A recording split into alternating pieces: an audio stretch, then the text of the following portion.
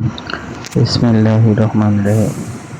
সিঙ্গাপুরের রাস্তায় আজকে আমরা দুই বন্ধু প্রথম দিন খাবারের উদ্দেশ্যে রওনা হলাম।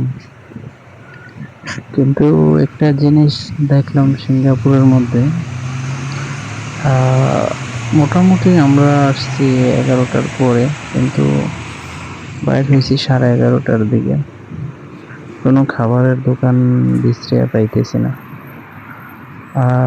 অনেক দূরে যাইতেছি, আশেপাশে কোনো লোকও দেখতেছি না যে জিজ্ঞেস করব।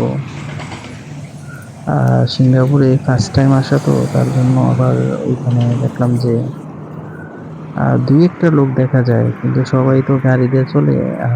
পায়ে হাইটা অনেক লোক কমই চলে, তেমন একটা বেশি লোক চলাফেরা করে না।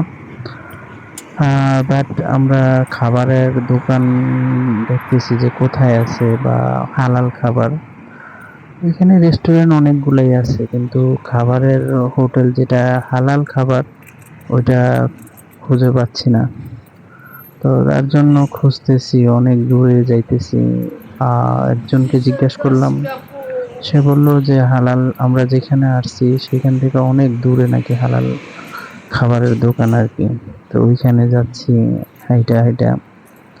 ঠিক আছে। আর আজকে তো প্রথম দিন, তো তেমন একটা বেশি চিনিও না সিঙ্গাপুরের, আসলে তেমন একটা বেশি জায়গাও চিনি না। ঠিক আছে, আমরা শহরের মধ্যেই আছি, শহরের মধ্যে, হ্যাঁ শহরের মধ্যে আছি, কিন্তু আমরা তো আসলে জায়গা চিনি না, তার জন্য একটু সমস্যা হয়েছে। তো এইখান থেকে ওইখানে জিজ্ঞেস করতেছি, তো আসলে একজনে বলছে যে কেটাই মামা, মানে